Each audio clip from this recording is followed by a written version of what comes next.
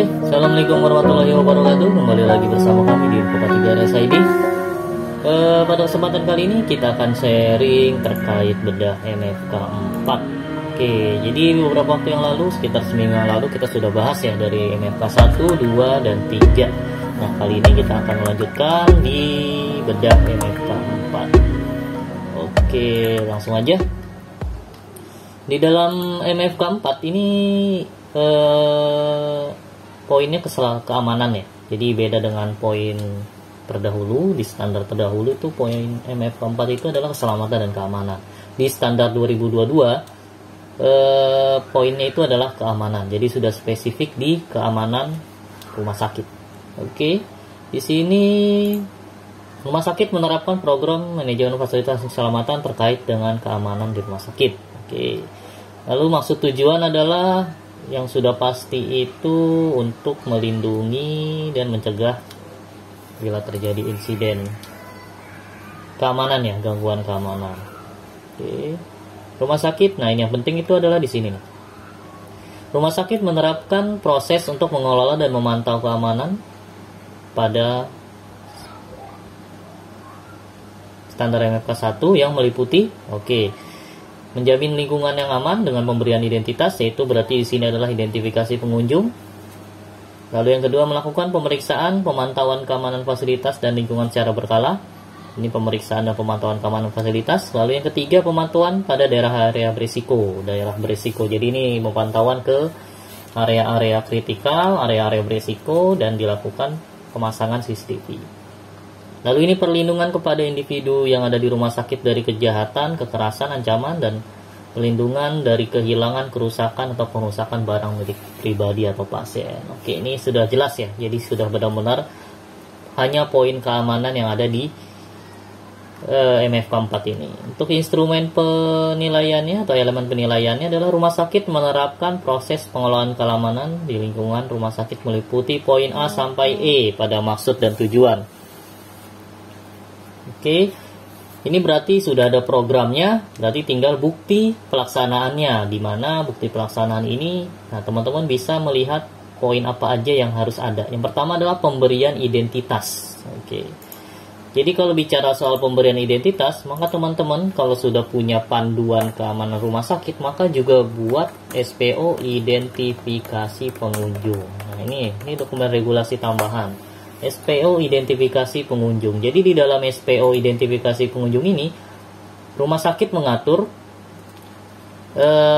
pemberian identitas kepada pasien, staf, pekerja, kontrak, tenan, keluarga, penunggu pasien, bahkan pasien itu sendiri. Nah, di SPO identifikasi pengunjung ini, maka akan ada aturan terkait dengan hal itu. Jadi bentuk name tag untuk karyawan seperti apa, name tag untuk outsourcing seperti apa, name tag untuk penunggu pasien seperti apa. Nah, itu ada di SPO identifikasi pengunjung gitu. Oke, yang kedua, pemeriksaan dan pemantauan keamanan fasilitas dan lingkungan secara berkala. Nah, ini juga bagusnya dibikin SPO-nya ya, SPO untuk pemeriksaan fasilitas berkala.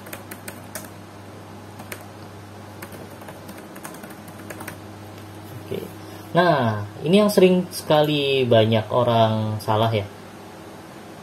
Jadi yang dimaksud di sini pemeriksaan dan pemantauan keamanan fasilitas dan lingkungan secara berkala ini sedikit berbeda dengan yang ada di MFK 8 tentang utilitas.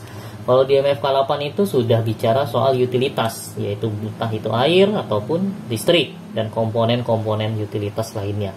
Nah, kalau untuk di MFK 4 ini pemeriksaan dan pemantauan keamanan itu lebih ke fasilitas-fasilitas yang ada di sebuah ruangan atau unit. Contoh mungkin di salah satu ruangan perawatan pasien, pasti di sana akan ada bed, terus juga ada nurse call, lalu ada juga gorden, ada TV, ada kursi penunggu, ada AC. Nah, fasilitas itulah yang dipantau oleh teman-teman gitu. Jadi kalau teman-teman mau buat SPO pemeriksaan fasilitas berkala, maka fasilitas yang di sini adalah fasilitas yang ada di ruangan masing-masing.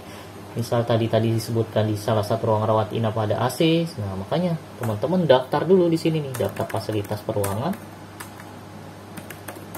per ruangan. Lalu buat checklist pemeriksaannya. Nah, ini dilakukan harian oleh siapa ya? Oleh unit masing-masing gitu. Jadi setiap pagi, setiap misalnya di ruang perawatan rawat inap, perawat ataupun asisten perawat itu melakukan pemeriksaan fasilitas. Misalnya mengecek apakah bed yang digunakan oleh pasien masih dalam kondisi aman, apakah kursi tunggu pasien itu dalam keadaan baik gitu, AC tidak bocor, gorden dalam keadaan bersih, tidak terpapar darah. Nah, itulah yang akan dilakukan di checklist pemeriksaan fasilitas harian gitu. Jadi jangan salah persepsi nih gitu. Jadi di MFK 4 ini khusus untuk keamanan fasilitas di rumah sakit gitu. Karena MFK 4 ini beranjak dari salah satu insiden di rumah sakit gitu. Jadi karena petugas rumah sakitnya tidak melakukan pemeriksaan fasilitas, ada salah satu penunggu pasien yang ketika dia sedang nunggu dan duduk di kursi tunggunya ternyata dalam keadaan rapuh, patah, sehingga pasiennya itu terjungkal gitu. Dan apesnya ketika terjungkal itu membentur beberapa barang di sana dan menyebabkan insiden di pengunjung tersebut gitu. Makanya dengan adanya SPO pemeriksaan fasilitas berkala beserta form pemeriksaan fasilitas berkala, rumah sakit bisa mencegah hal itu bisa terjadi gitu. Oke. Lalu selanjutnya, pemantauan dilakukan petugas keamanan dan atau memasang kamera CCTV. Ini dan atau, jadi boleh dua ya. Oke, nah silahkan juga teman-teman boleh buat ini SPO-nya ya. SPO pemantauan keamanan security. Oke. SPO pengawasan CCTV. Jadi untuk rumah sakit yang terkendala dengan fasilitas CCTV, jadi dia tidak punya CCTV, ini boleh diperbolehkan untuk menggunakan poin SPO pemantauan keamanan security aja. Yang pasti di SPO ini ya lakukanlah pemantauan keamanan dengan maksimal gitu. Biasanya kalau teman-teman rumah sakit menggunakan security yang outsourcing, dia punya program kerjanya sendiri. Jadi misalnya dalam satu hari berapa kali patroli, lalu patroli area apa saja yang kritikal. Nah, itu biasanya mereka punya program tersebut. Makanya pastikan SPO pemantauan keamanan ini di dalamnya tuh ada poin-poin yang harus dilaksanakan oleh security tersebut. Misal patroli keamanan, lalu pemeriksaan tamu, yang penting-penting aja ada di situ, pastikan ada di sana ya. Nah, untuk patroli keamanan sendiri ada baiknya dilakukan berkala. Misal kalau di security tempat kamu tuh ada 2 shift, nah lakukanlah pemantauan patroli keliling gedung, keliling area itu 2 kali dalam 1 shift. Nah, itu buatlah checklist di sana gitu, checklist bukti patroli. Nah, jadi buatkanlah atau minta mereka untuk menyediakan checklist bukti patrol gedung, di mana di dalamnya ada hasil checklistannya, ada dokumentasinya, dan diketahui, yang paling penting nih, diketahui atau ditandatangani, baik itu dari danrunya si security dan juga pihak penanggung jawab security yang ada di rumah sakit gitu. Pastikan itu ada di sini. Oke, dan kalau misalnya kamu sudah punya security, juga punya CCTV, maka jangan lupa buat juga SPO pengawasan CCTV. Pastikan CCTV ini dijaga selama 24 jam. Oke. Dan di sini, di SPO ini, di dalam kegiatan pengawasan CCTV, biasakan juga buatlah logbook. Oke. Logbook CCTV. Nah, di logbook ini, pentingnya di sini nih. Jadi logbook tidak hanya bicara soal, banyak sekali security yang saya temukan ya. Ini kalau tulisan logbook di CCTV itu hanya tidak ada kejadian, silakan. Nah, padahal kejadian apapun yang dirasa tidak normal atau itu harusnya ditaruh di logbook CCTV ini. Karena di dalam logbook CCTV ini juga akan ada operan antara shift 1 dan shift 2, shift 2 dengan shift 1. Nah, itu masukkanlah kegiatan itu di dalam logbook ini gitu. Jadi jangan hanya tidak ada kegiatan, tidak ada ancaman, tidak ada. Nah, tapi misalnya dalam satu shift itu dibunyikan code blue gitu, ataupun ada komplain di admisi, nah silakan, dan itu terpapar atau terlihat di CCTV, laporkanlah di logbook ini gitu. Jangan sampai kita sudah mendedikasikan satu orang untuk menjaga CCTV tapi tidak ada laporannya. Makanya buatlah logbook CCTV ini sedetail mungkin gitu. Oke, lalu ada lagi lanjutannya adalah perlindungan individu berada di lingkungan rumah sakit, perlindungan kehilangan kerusakan. Nah, ini juga penting ya, karena rumah sakit itu, oke, ini berarti dibuat aja SPO, berarti ya, SPO pencegahan, penanganan berarti ya, penanganan kekerasan, sama SPO penanganan kehilangan.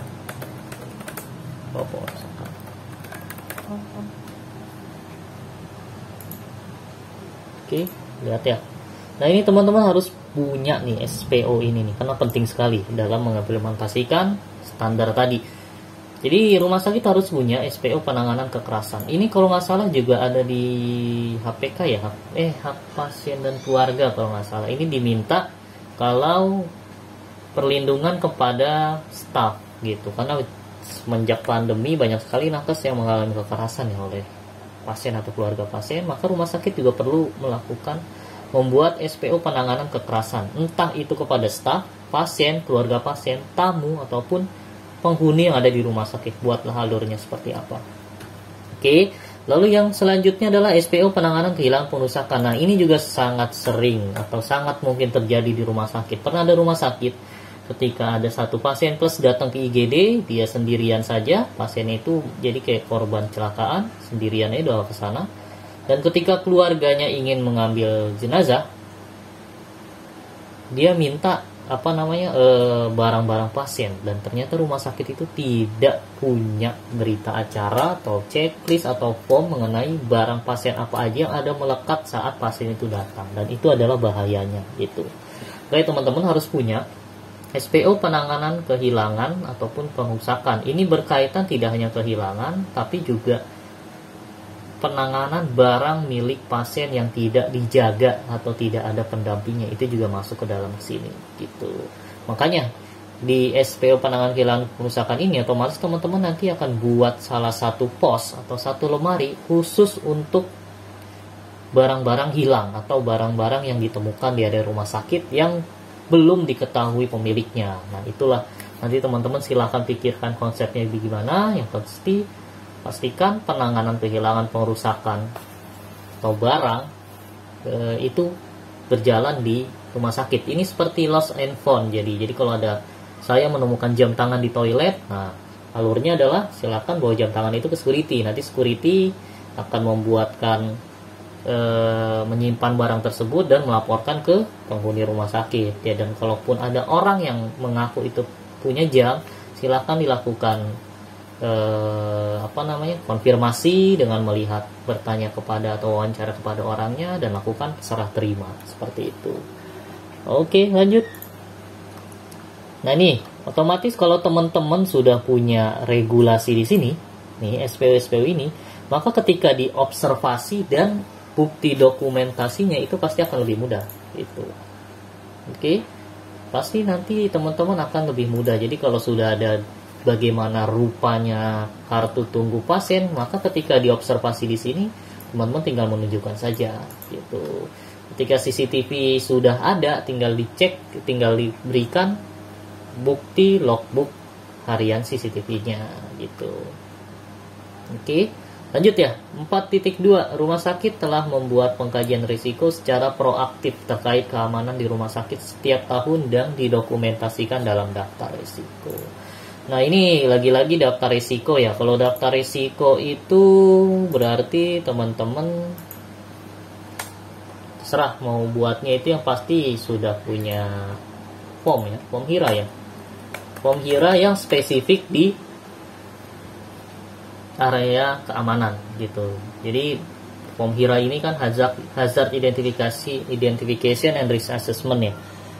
Form HIRA ini disebarkan unit akan mengisi sesuai dengan risikonya masing-masing yang ada di unit masing-masing. Jadi kalau ada poin keamanan, maka biasanya di form HIRA ini akan tertulis gitu di sana. Misal ada CCTV mati, bahayanya seperti itu. Tidak ada CCTV di ruangan X. Nah, maka silakan lakukan pengendalian di sana gitu melalui form HIRA. Terus juga di sini selain risk register, itu juga teman-teman bisa membuat asesmen area beresiko keamanan. Nah, saya pernah dapat asesmen ini itu dari websitenya luar negeri, saya lupa tuh. Jadi seperti ini tampilannya. Coba ya. Oke. Asesmen area beresiko rumah sakit. Jadi formnya ini sederhana dan cukup mudah dimengerti dan diaplikasikan gitu. Oke. Jadi di format formulirnya itu ada beberapa kolom saja, yaitu area RS. Ini silakan masukkan area-area yang ada di rumah sakit Anda. Misal ada rumah sakit yang punya rooftop, ada lantai 5, lantai 4, silakan masukkan seluruh area yang ada di sini. Lalu kolom kedua adalah metode pengamanan yang dilakukan. Jadi metode metode keamanan itu kan ada dua ya, patroli security, juga bisa melewati door lock atau electronic lock atau kunci manual itu bisa. Lalu juga bisa dengan CCTV gitu. Nah, silakan masukkan metode keamanan tersebut di dalam form ini. Nah, lalu yang penting nih, yang bagusnya form ini adalah di sini ada kategori risiko keamanan berdasarkan properti, entah itu properti pasien, staf atau pengunjung. Lalu yang kedua, properti rumah sakit, oke. Lalu yang ketiga, data terkait data atau rekam medis. Nah, lalu yang keempat ada data lain. Lalu yang kelima itu ada petugas atau karyawan, keenam ada pasien, dan yang terakhir adalah pengunjung. Jadi di sini form ini mengadopsi 1, 2, 3, 4, 5, 6, 8 indikator ke dalam area berisiko keamanannya. Cara membacanya gini, misal ada di rooftop nih, rooftop rumah sakit. Di rooftop tersebut ada penampungan air, ada instalasi penangkal petir, dan ada gudang rekam medis. Otomatis, security metode di sini biasanya itu ada patroli security, sudah pasti. Nah, ini juga bisa dipasang CCTV gitu di sini. Kenapa?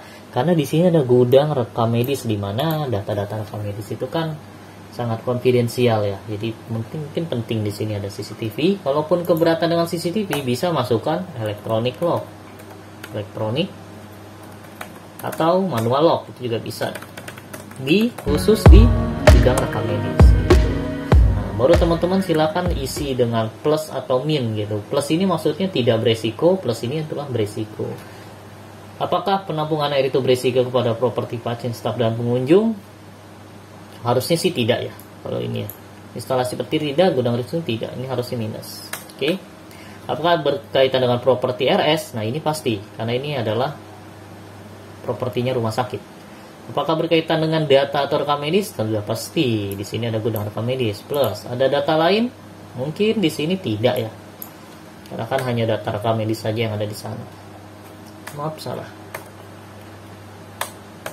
Apakah berkaitan dengan petugas keamanan? Karena di sini bebas, tidak ada penghuni, jadi minus. Ada pasien, tidak ada pasien. Ada pengunjung lain, tidak. Jadi di sini adalah plus. Jadi area beresiko di sini properti RS dan data rekam medis. Nah, silakan teman-teman lakukan asesmen area beresiko dengan form ini.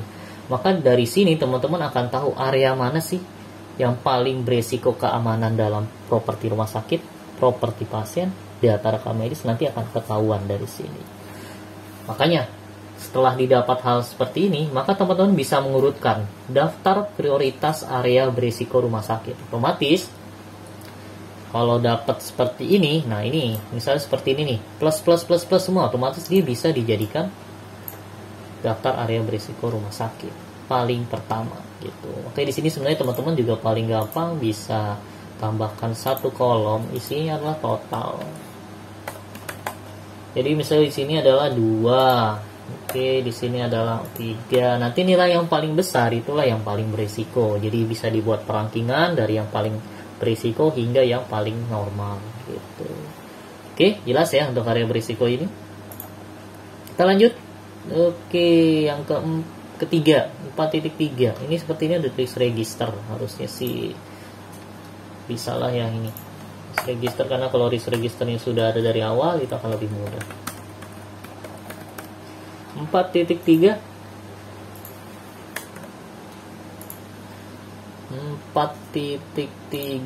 Oke, rumah sakit pengkajian ini sama ya, bukti daftar resiko juga, lihat juga MFK 3 EP3 ini sama sepertinya.